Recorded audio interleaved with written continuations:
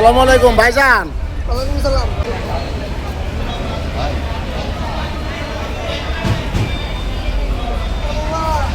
আমি দেয় আচ্ছা আচ্ছা ঠিক আছে মিটা আচ্ছা আচ্ছা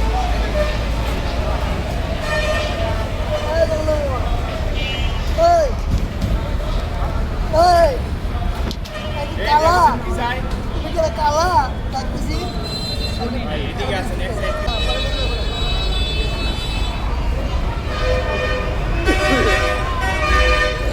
আসসালামু আলাইকুম ভাইজান।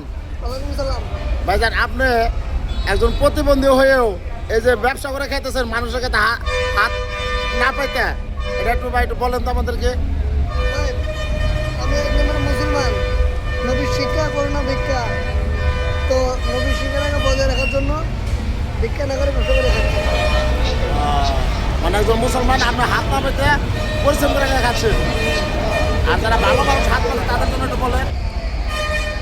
তারা মুসলমান যারা হাত পাবে তারা আসলে মুসলিম জাতির পক্ষে করে না।